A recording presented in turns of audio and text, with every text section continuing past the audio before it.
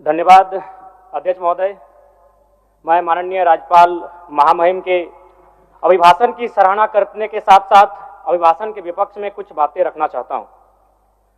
माननीय राज्यपाल के अभिभाषण क्रम संख्या 6 में केंद्र सरकार से 1,36,000 करोड़ वापस लाने की बात कही है और सही भी है, और हर एक राज्य को उसका बाकी पैसा मिलना चाहिए, उनका हक मिलना चाहिए। लेकिन अध्यक्ष महोदय, मैं आपके माध्यम से सरकार से पूछना चाहता हूं कि राज्य के सभी बैंकों ने मिलकर 2019 से 2024 तक 5,55,018 करोड़ रुपए दूसरे राज्यों को भुगतान करने का कार्य किया है।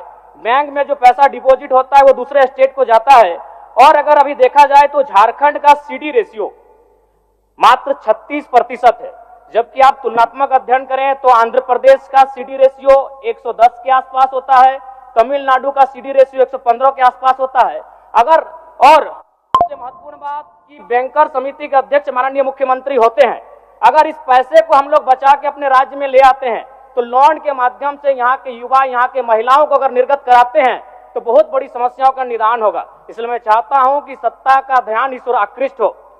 मैं आगे अध्यक्ष महोदय, राज्यपाल महोदय ने अपने अभिभाषण में शहीदों का जिक्र किया, शहीदों के विचारों को आत्मसात करने का जिक्र किया, लेकिन मैं कहना चाहता हूं कि शहीदों के उन्हें माला चढ़ाना, उनके विचारों को आत्मसात करने से कहीं ज्यादा जरूरी है शहीदों को सम्मान देना।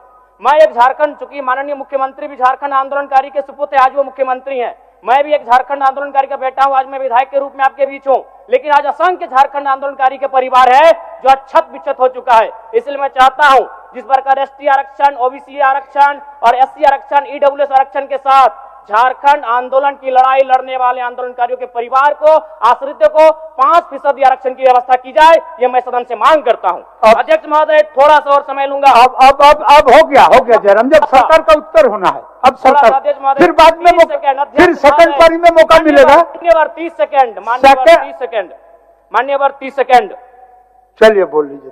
राज्यपाल महोदय के अभिभाषण में इको टूरिज्म डेवलपमेंट कॉर्पोरेशन निर्माण की बात कही है, जो कि सराहनीय है, और मैं चाहता हूं मेरे क्षेत्र में एक पारासनाथ में पुत्रीगढ़ी आता है और तेलिया डैम आता है, उनका उस दिशा में भी डेवलपमेंट करने की दिशा में आगे बढ़ा जाए। और सबसे महत्वपूर्ण बात जो झारखंड के नाम में छुपा है, झाड़ और खंड, झाड़ यानी जंगल, खंड यानी जमीन भूभाग, ये एक बहुत बढ़िया संबोधन अभिभाषण रहा महोदय, जिसमें उन्होंने जीएम लैंड की जो रसीद 2017 में रोकी गई थी उसकी रसीद पुनः काटी जाएगी। लेकिन मैं साथ ही साथ यह भी चाहता हूं, क्योंकि झारखंड में जितने भी उद्योग स्थापित हैं, चाहे वो रांची का एचईसी हो, सिल्ली का हिंडाल्को हो, सरकार का उत्तर माननीय मुख्यमंत्री, यदि 20-25 वर्षों के बाद उन उद्योगों की जमीन खाली पड़ी है, माननीय मुख्यमंत्री को वापस कराई जाए, मैं आपसे ये मांग करता हूँ। धन्यवाद।